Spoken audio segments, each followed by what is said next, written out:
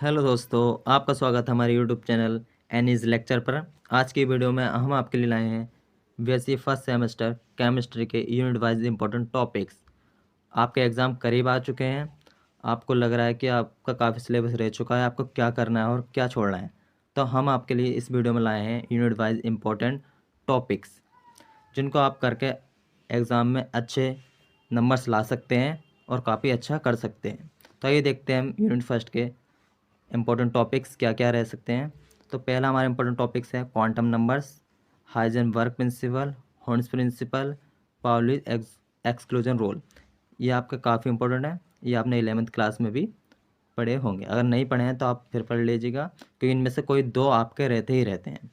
आपका next important topics है ionization potential, electron affinity and electronegativity, और उनकी पीरियोडिक टेबल में प्रॉपर्टीज़ क्या रहती हैं, और कॉलम और पीरियड वाइज ये कैसे वेरीज करते हैं। तो आपको ये देखना है, मोस्ट इंपॉर्टेंट है। आप अपने PYQ में देख सकते हैं किन्हीं इन दो पर शॉर्ट नोट्स रहते हैं या लॉन्ग क्वेश्चन में किन्हीं दो को पूछ लेता है, जिनमें आपको इनको एक्सप्लेन करना रहता है। तो ये आपका मोस्ट इंपॉर्टेंट है और ये आपको छोड़ने नहीं है। नेक्स्ट हमारा shapes of S, P and D orbitals. ये भी आपके इंपॉर्टेंट टॉपिक्स हैं, आपको करने हैं। अब हम देखते हैं यूनिट सेकंड के इंपॉर्टेंट टॉपिक्स। पहला इसमें मोस्ट इंपॉर्टेंट टॉपिक्स है आपका वेस्पर थ्योरी, जो आपका हर बार क्वेश्चन में रहता ही रहता है। या तो इसके आपके पोस्टुलेट पूछता है, या वेस्पर थ्योरी की मदद से आपके कोई कंपाउंड या मॉलिक्यूल्स दे देता है और उसको आपको शेप निकालनी होती है। जिससे आपके PYQ में काफ़ी मॉलिक्यूल्स आ चुके हैं, तो आप उनको भी कर सकते हैं। और जो मैंने आपको ये बताए हैं इंपॉर्टेंट मॉलिक्यूल्स, आप इनकी शेप्स को भी वेस्पर थ्योरी के अकॉर्डिंग आपको अच्छे से करना है। और एग्जाम में पक्का ये क्वेश्चन आपको देखने को मिलता ही है, वेस्पर थ्योरी क्या होती है।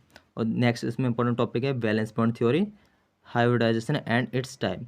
ये तो आपको अच्छे से करना ही करना है। इस यूनिट में ज़्यादा कुछ खास नहीं, बस ये दो इंपॉर्टेंट टॉपिक्स आप अच्छे से कर लीजिए, वेस्पर थ्योरी और हाइब्रिडाइजेशन।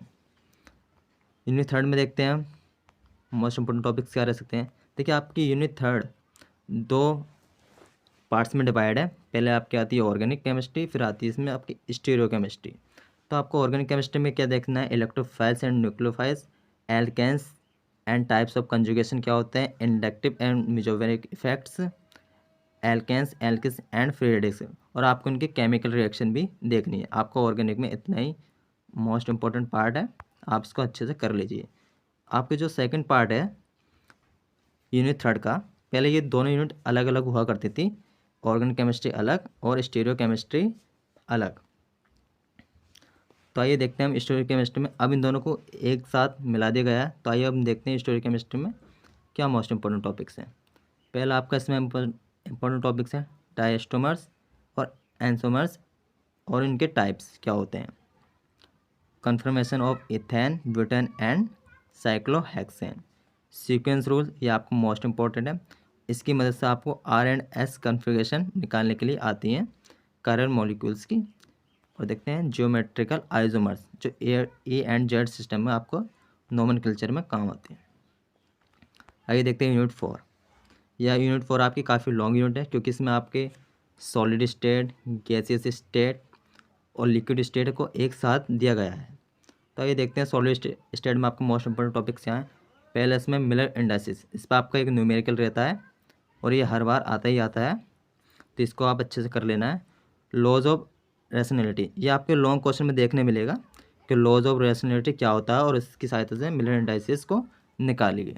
दूसरा दूसरा आपका है एक्स-रे डिफ्रैक्शन बाय क्रिस्टल, ये आपका मोस्ट इंपॉर्टेंट टॉपिक्स है।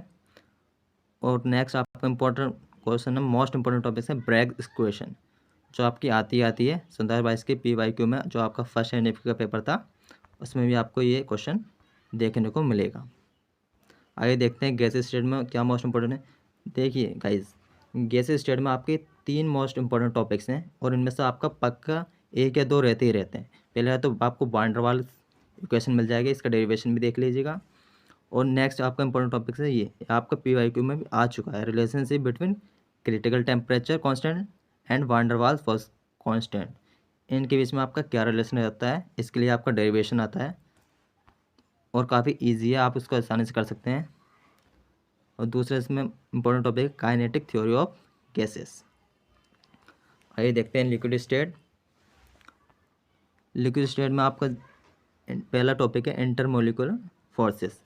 ये आप देख सकते हैं, ये आपके जो फर्स्ट एनईपी का पेपर था उसमें शॉर्ट क्वेश्चन में आया था, इंटरमोलिकुलर फोर्सेस क्या होते हैं। नेक्स्ट इसमें आपका इंपॉर्टेंट टॉपिक्स है सरफेस टेंशन एंड विस्कोसिटी। इनमें से कोई आपका एक पक्का रहता ही रहता है, और इनके साथ में आता है कि इनके डिटर्मिनेशन हम किन मेथड से कर सकते हैं। किसी एक मेथड को आप कर लीजिए, capillary method, drop counting method या ओस्टवाल्ड विस्कोमीटर मेथड।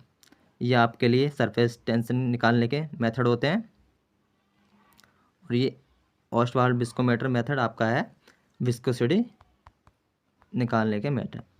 और इनमें से आपका पक्का रहता है, ये वाला पार्ट आपको बहुत इंपॉर्टेंट है। सरफेस टेंशन एंड विस्कोसिटी क्या होते हैं और उनके मेथड क्या होते हैं फाइंड आउट करने के। आपका लास्ट टॉपिक है कोलाइडल स्टेट। ये आपका 4th यूनिट का ही पार्ट है। इसमें आपका मोस्ट इंपॉर्टेंट टॉपिक है पहला हाइड्रोसिलियर लॉ, ये आपका PYQ में काफ़ी बार आ चुका है। दूसरा गोल्ड नंबर, आपको उसकी डेफिनेशन अच्छे से कर लेना क्योंकि ये पक्का आता ही आता है। ये आपको शॉर्ट क्वेश्चन में किसी एक पार्ट में देखने को मिलेगा जो 3 नंबर के पार्ट में डिवाइड होगा, तो आपको गोल्ड नंबर अच्छे से आना चाहिए क्या होता है। और आपको दूसरा मोस्ट इम्पॉर्टेंट टॉपिक और बहुत ही इजी, एडजॉर्प्शन क्या होता है और इसके टाइप्स क्या होते हैं। आई होप दोस्तों आपको हमारी वीडियो अच्छी लगी होगी।